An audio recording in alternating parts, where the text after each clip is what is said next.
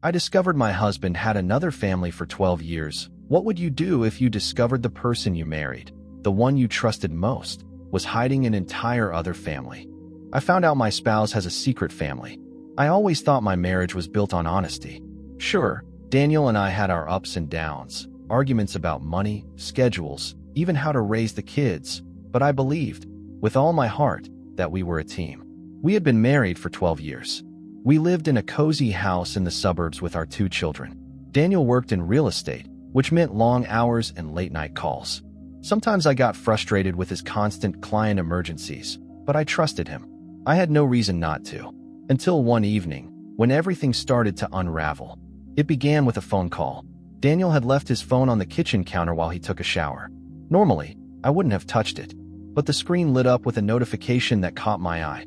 Don't forget, Emily's recital tomorrow at 6. Red heart. My heart skipped. Emily? Who was Emily? And why was someone texting my husband about a recital? At first, I told myself it had to be work-related. Maybe a client, maybe a family friend. But the heart emoji, it gnawed at me. My fingers trembled as I unlocked his phone. He had never hidden his password from me before. Why would he, if there was nothing to hide? I scrolled through the messages, and what I found made my blood run cold. There were dozens of texts, photos, conversations. Not with a client, not with a friend. With another woman. A woman named Claire. She sent him pictures of a little girl, Emily, dressed in ballet outfits, blowing out birthday candles, hugging Daniel at a park. And Daniel replied like a father. I'm so proud of her. I'll be there as soon as I can. Tell Emily I love her. My vision blurred. My hands shook. My husband had another family. I dropped the phone on the counter like it had burned me. My chest tightened, panic swelling until I could hardly breathe. I wanted to scream, to storm into the bathroom and confront him right then, but I froze. How long had this been going on? Who was this woman? Was Emily his daughter? I sat at the table, staring at the wall, until Daniel finally came downstairs. He was in a towel, humming, completely unaware that my entire world had just collapsed. When he saw my face, his smile faded. What's wrong? I clenched my fists, forcing my voice to stay steady. Who is Claire? His body went rigid. For a moment, he didn't answer. His eyes flicked to the phone on the counter, then back to me. Claire is a client, he said too quickly. A client. My voice cracked. Clients send you pictures of little girls calling you daddy? The blood drained from his face. Silence stretched between us, thick and suffocating. Finally, he whispered, Please, let me explain. But in that moment, I didn't want explanations. I wanted to wake up from this nightmare. I stood, shaking, my heart pounding in my ears. How long, Daniel? How long have you been lying to me? He reached out, but I pulled away. His lips parted as if searching for the right words, but none came. And then, after what felt like an eternity, he muttered the truth. 12 years. The air left my lungs. 12 years. Our entire marriage. From the very beginning. He wasn't just cheating. He had been living a double life. The narrator has just learned the betrayal spans the entire marriage. Next, she must uncover the full extent of Daniel's secret family. I don't remember sitting down. I don't remember breathing. All I remember was the sound of my heart hammering in my ears as Daniel's confession echoed again and again. 12 years. Our entire marriage. My knees threatened to buckle, but anger steadied me. So everything was a lie? I asked, my voice trembling. Daniel shook his head desperately. No, not everything. I love you, I love our family. But Claire, she came before. I never knew how to tell you. And then Emily, she's mine. I staggered backward. You have a daughter. A whole child. And you never told me? He ran his hands through his hair, pacing the kitchen. I didn't want to lose you. I thought I could keep both lives separate. I thought. You thought. I cut him off, my voice sharp and bitter. You thought you could be a husband, a father to our kids. And what? A secret dad on the side? Did you think I'd never find out? Tears filled his eyes. I swear I never wanted to hurt you. But Emily is innocent. She didn't ask for this. That was the moment my rage shifted. Emily, an innocent little girl caught in the crossfire of her father's lies. My fury at Daniel didn't erase the truth. Emily was my children's half-sister, and she had no idea I even existed. The thought made me nauseous. I can't look at you right now, I whispered. Leave. Please, just let me. Get out. The scream tore from my throat, raw and sharp. He flinched but obeyed. He grabbed his keys, his face ashen, and walked out the door. The silence that followed was unbearable, pressing against my chest until I thought I'd suffocate. That night, I lay awake, staring at the ceiling, my children asleep down the hall. Every memory I had of Daniel, the anniversaries, the vacations, the nights we stayed up talking until dawn, twisted into something grotesque. Had he left our bed to go to hers? Had he missed birthdays because he was celebrating with them? The next morning, I couldn't take it anymore. I needed answers. I drove to the address I had memorized from Daniel's texts. My hands shook as I gripped the steering wheel, every nerve screaming at me to turn back. But I didn't. The house was modest, with a blue door and a garden of roses out front. A little girl was playing on the lawn, her laughter piercing straight through me. Emily. She had Daniel's eyes. My chest constricted painfully. Then the door opened, and a woman stepped out. Claire. She was beautiful in a tired, effortless way, the kind of woman who didn't need to try. She waved at Emily, then spotted me. Her smile faltered. I don't even know how I walked up the path. My legs moved without my permission. When I stopped in front of her, my throat felt like it was closing. "You're Claire," I said. Her eyes narrowed.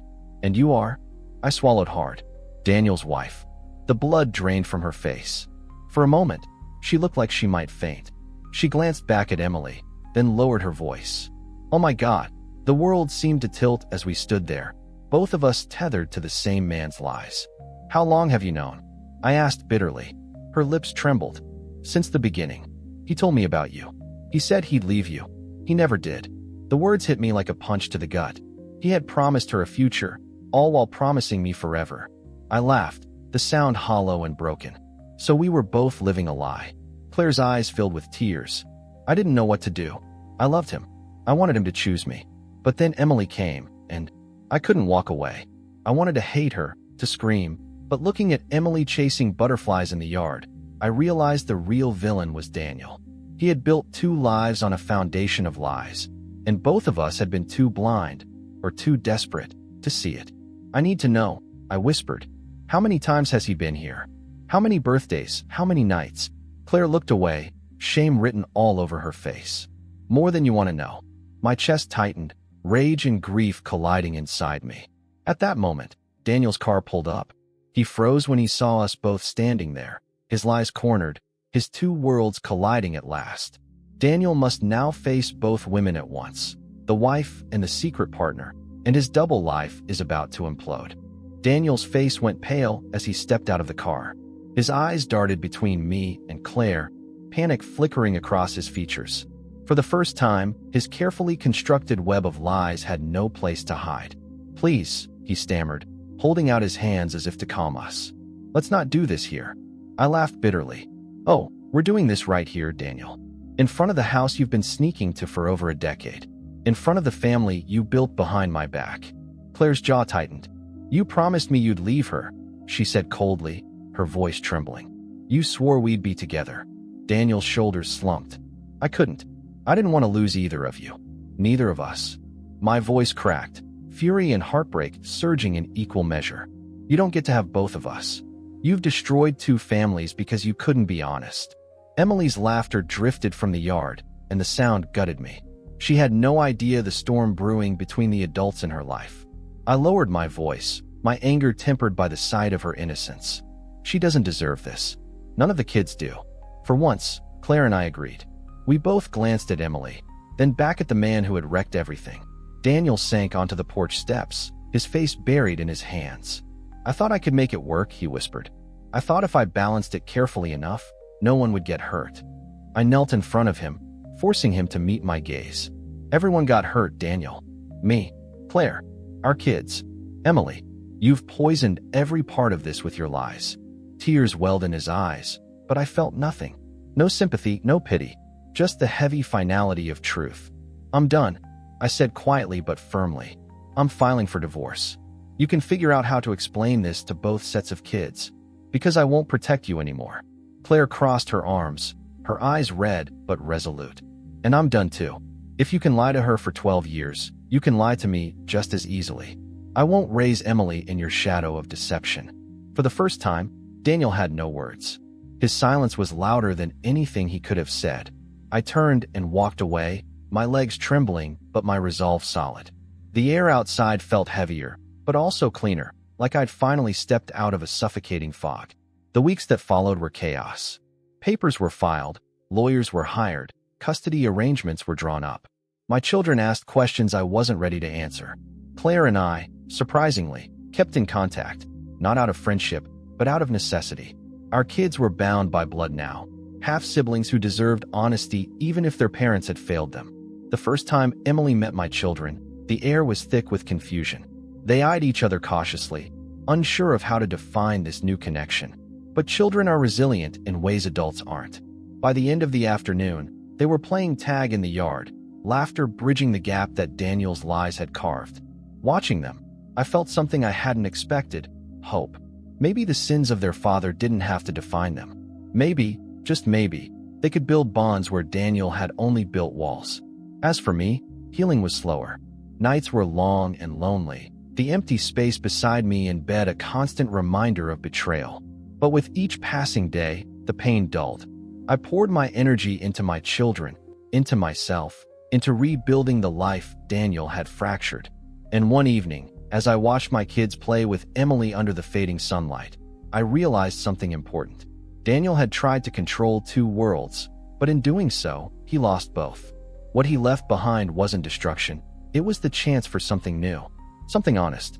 I didn't forgive him, and maybe I never would, but I no longer carried the weight of his lies. That burden was his alone. And as I stood there, watching three children laugh together in the yard, I understood. Family isn't just blood. Family is truth. Family is choice. And I would never again let someone else define mine. High voltage ending note. The spouse's secret life destroyed everything. But in the ashes, a new, honest foundation begins. One not built on lies, but on resilience and choice.